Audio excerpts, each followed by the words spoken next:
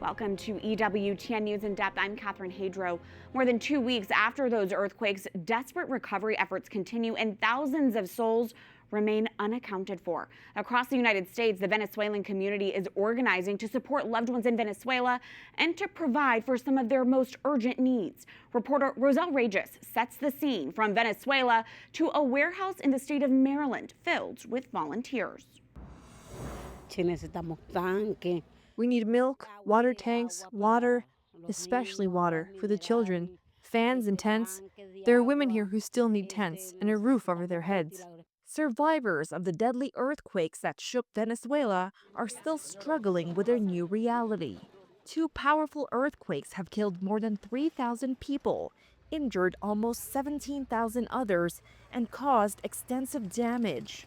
In one of the hardest hit areas like La Guaira, families lost their homes and their livelihoods. The needs are basic and urgent, including clean water, medicine, food, and temporary shelter.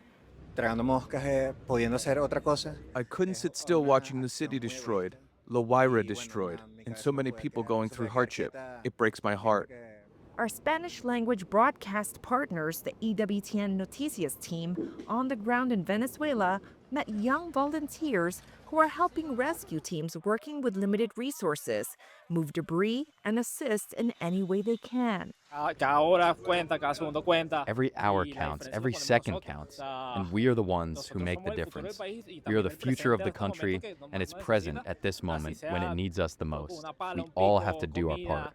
EWTN Noticias also interviewed a survivor who believes Our Lady of the Miraculous Medal saved his life. Camar Galindez said he was wearing a necklace with a crucifix and the miraculous medal while he was buried in rubble after the building he was in collapsed. So much desperation, so much fear. Then I asked for calm. The way I fell, I ended up facing the sky.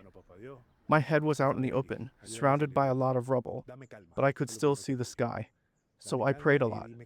Well, Father, God, help me get out of here. Give me calm. That was the first thing I asked. Give me calm and tell me what I have to do. After lying there helplessly and praying for what seemed like hours, a man discovered him buried and helped free him from the mountain of debris. Miraculously, Galindez only suffered a broken arm. In the greatest adversity, you begin to see Him in the most basic things, because the most basic things become impossible. When even the most basic thing is impossible and you still achieve it, you say, only God could make that happen.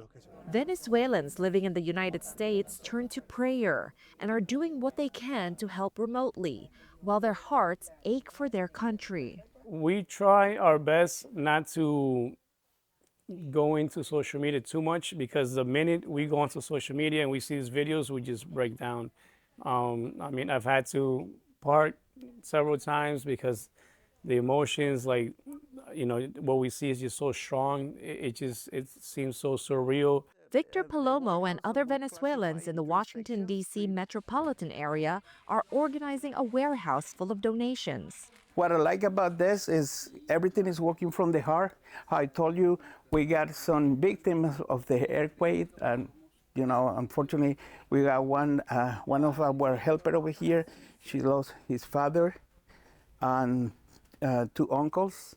So, but she's here. She is trying to recoup. I guess God has given us that faith and that resilience to come over here and do something for the people back there. Jorge Luis Garcia, one of the main organizers, took us on a tour of the warehouse. There are about 1,500 boxes full of donations here, but their priority items are medicine, medical equipment, and food. We're packing and get everything ready to go down to Venezuela. We already sent 6,000 pounds of medicine and first aid articles. We sent a truck down to Miami, and that shipment went to Venezuela. Their goal is to send a truck full of donations to Venezuela every few weeks, as they realize the need will continue in the long term. Despite the tragedy, Garcia said his faith in God remains strong. I see God is real, and we can see God on each of those faces, each of those victims. And I'm so grateful to help and contribute a little bit about this. You see, we are sweating like crazy, but that's a sweating of joy. That's a sweating to serve my God. And on the other side of the country in Los Angeles, California, parishioners of St. Paul Catholic Church are also collecting donations of much-needed supplies for Venezuela. Every day in the morning when I wake up, I find any message from someone who is suffering, who have lost loved ones, who have lost their homes, or any circumstance they are suffering. Father Miguel Acevedo is a Venezuelan-born priest from the Archdiocese of Los Angeles who moved to the United States in 2019.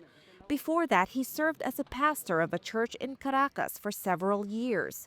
So he understands the struggle of the Venezuelan people, from the country's deepening political and economic crisis to now dealing with the aftermath of the earthquakes. He tells us that his former parishioners still reach out to him for spiritual support. But the main thing that my people need is prayer to keep the hope.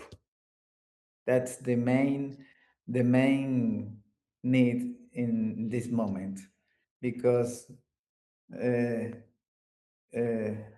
this tragedy has devastated an entire population.